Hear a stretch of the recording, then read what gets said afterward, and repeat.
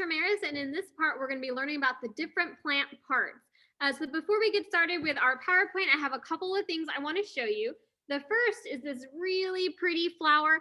It's called pink primrose, and of course we know it gets that name because of that pretty pink color of the petals, which are these right here.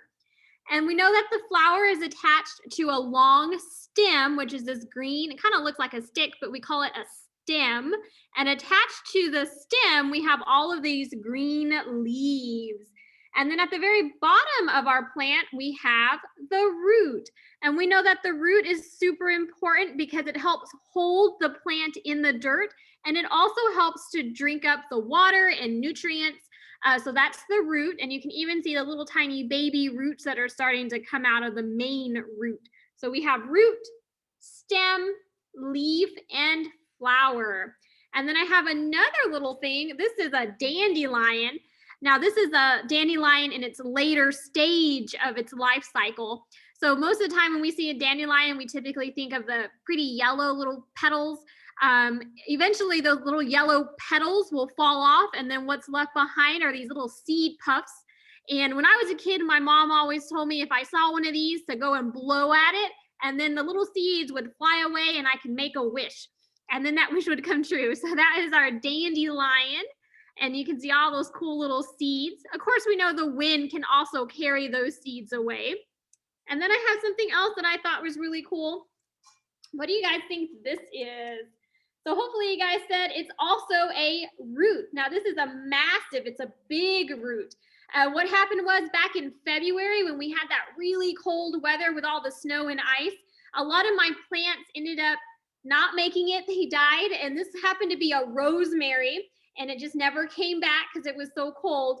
But I dug it up, and here's the long root system. So look at all those roots for this rosemary plant. And again, we know that those roots hold the plant in place and also help to drink up some of that water and nutrients. So I'm going to share my screen with you guys, and we'll start our presentation. And I have two questions for y'all. Hopefully by the end of this presentation, you'll be able to answer these two questions. The first question is, what are the basic parts of a plant? And the second is, why are plant roots important? So keep those two questions in mind as we go through the presentation. And of course, we know that plants overall are important because we eat plants, but also our animal friends eat plants. And a funny story, yesterday when I was doing this presentation, my rabbit Mochi, who you've met in other videos, actually stole my fruits and veggies that I was using. I went out for a walk and I came back and I saw my bowl of fruits and veggies all over the floor, and I knew my rabbit did it. And so I cleaned everything back up and I put it back on that red chair so I could catch her in the act. And I ended up seeing her go ahead and go for my veggies again. So apparently she really loves the cilantro, those green plants that you see right here. So I learned something new about Mochi. She loves cilantro.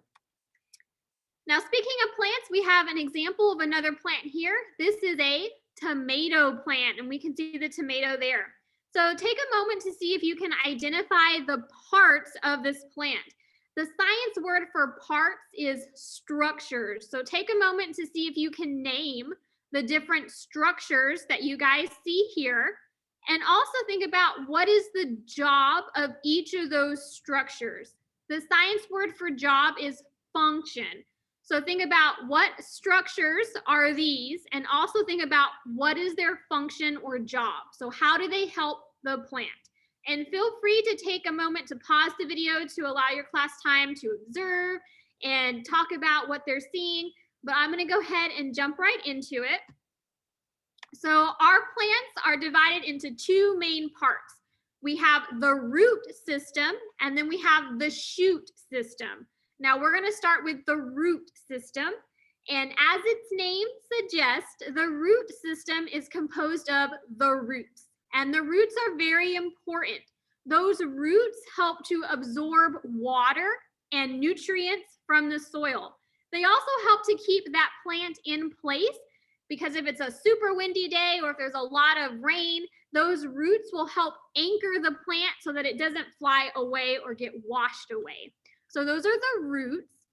The roots are underground, And then from the roots, we have the stem. And the stem is important because it supports the plant. It keeps the plant nice and tall so it doesn't fall over. And it also transports water and nutrients to the other parts of the plant. And because this is a tomato plant in our picture, this plant has a fruit, and the fruit has the seeds inside. So if you've ever eaten a tomato, you know there are seeds inside. Those seeds are important because if you plant a seed, a new plant will grow. Then we also have leaves. The leaves are very important. They take in the sunlight. They also take in that water and air, and they use those things to make food for the plant. Now, here's a big science word, and it's photosynthesis. And all that word means is that is how plants make their food. And that word again is photosynthesis. Then we have flowers, which are my favorite part of the plant, and that's because they're normally the prettiest part, but they help the flower reproduce or make other plants. And those are the basic parts. I'm going to show you examples of those in just a second. But before we do that, I do have a challenge that I want y'all to keep in mind. Sometime this week or weekend, go on a scavenger hunt and see if you can find examples of plants either inside or outside your house. See if you can find roots, flowers, stems, leaves, fruits, or seeds, and try and find at least 2 examples of each. Now, something that I did, I went to the grocery store over the weekend and I found a whole bunch of examples. One of those is one of these cool looking fruits that you see in this picture here. That's a dragon fruit, and it actually grows on a type of cactus that is from Mexico. And I've never seen one of those before, and I've never eaten one before. So I decided to go ahead and buy it so I could try it. So I'm going to stop my screen share so I can show you a couple of things. This is the dragon fruit. And I was so amazed when I saw it because I really like the pretty color. So it's a pretty, like a bright pink color, and it has these little green and yellow pieces on it. So this is the fruit, and we know the fruit has seeds. So in order to eat this, you just cut it open. And then on the inside, you can see all those little black seeds. And the way I ate it, you just take a spoon and you can just scoop it up like that, and then you eat what's inside.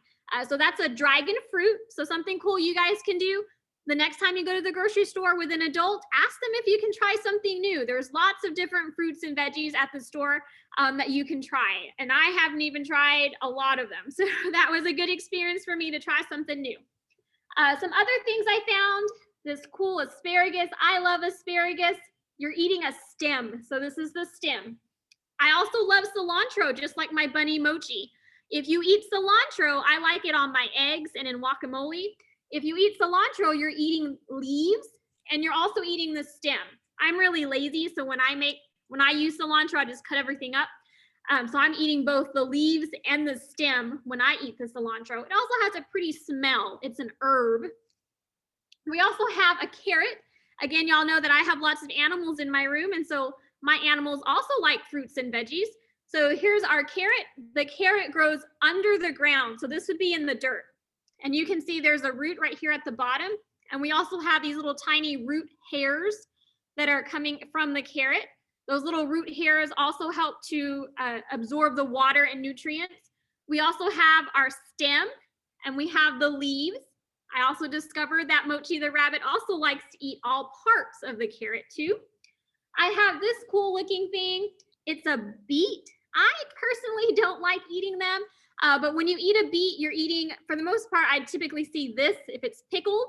And then you can also eat, I learned, you can also eat the leaves and the stem. So here's the beet. It grows under the ground, and we can see that it actually has roots too. So look at these gnarly roots. They're pretty rough in texture, and it has all these little root hairs attached to it. And then we have this pretty purple stem, almost the same color as my shirt today. So it's a really pretty stem. And then we have these big green leaves. And Mochi the rabbit was actually eating these leaves, and that's why there's holes in them. But you can see the pretty purple veins that are going through these leaves. So that's a beet. We also have corn. If you guys eat corn, you're actually eating a seed. So all of those kernels are seeds.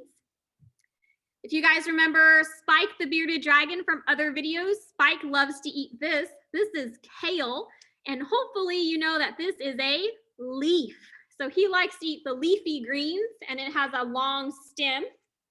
And then my last one is tomatoes. So you can see the vine and the stem for our tomato plant. And then my last thing I'm going to show you guys is just a quick little poem. It is from Firefly Family Theater, and they actually have a really good YouTube video where they actually sing the song and dance to it. But I'm going to do my own little version. So again, feel free to look them up if you want the real version. So here it goes. You guys can act it out with me if you would like. So we have roots, stems, leaves, and flower need sun, air, and a little rain shower. We start with a tiny seed in the ground. Buried in the dirt, the roots can be found. The roots get water and form a base. The roots will hold the plant in place. The stem holds the plant up straight and tall. It helps make sure the plant doesn't fall. The stem carries water up from the dirt. The stem helps keep the plant alert. The leaves are not just there for show. The leaves will help the plant grow. They take in sunlight and make it sweet. The leaves make food for the plant to eat. Yummy. The colorful flower is so very bright. Bees will stop and rest in their flight. They pollinate the flower and spread the seeds. Then the seeds will fall to the ground. So we have roots, stem, leaves, and flower. And those are the basic parts of a plant.